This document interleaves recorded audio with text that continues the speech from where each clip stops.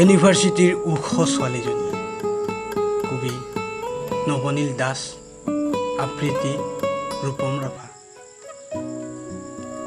ইউনিভাৰ্চিটিৰ ওখ ছোৱালীজনী হয়, অৰ্থাৎ ফাগুনৰ ৰং কঢ়িয়াই ফুৰা ইউনিভাৰ্চিটিৰ ক্লাছৰুম কেম্পাছ।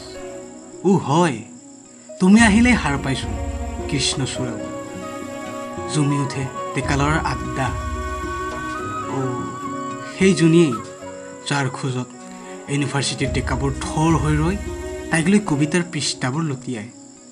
কি জানিবা তাইৰ লগত মিলে।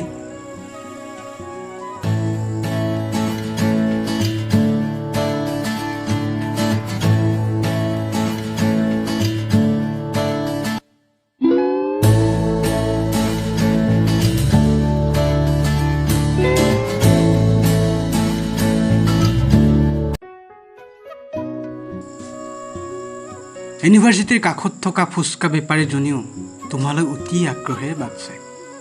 শুনা, তুমি নাহিলে দেখোন ক্লান্ত হৈ পৰে কেণ্টিন, ক্লাছৰুম, কেম্পাছ। তোমাৰ বাবেই ইউনিভাৰ্চিটিৰ বাউণ্ডাৰীবোৰ সজাল হৈ উঠিও।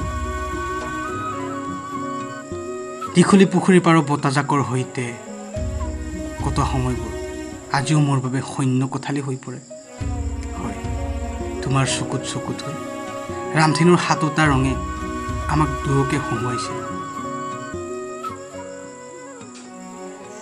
দেওবাৰৰ দিনটোও তুমিহীন কোঠালিত সংগোপনে ক্লাছ কৰোঁ। ৰাতিবোৰ যেন মোৰ বাবে দিন হৈ পৰে। তুমিবিহীন ৰাতিপুৱা তোমাৰ বাবে মোৰ। আজি যেনিবা তোমাৰ বাবে খোজ দিছোঁ ইউনিভাৰ্চিটিৰ পদূলিত। ইউনিভাৰ্চিটিৰ ওখ ছোৱালীজনীও তোমাৰ প্ৰেমতে পৰিছোঁ।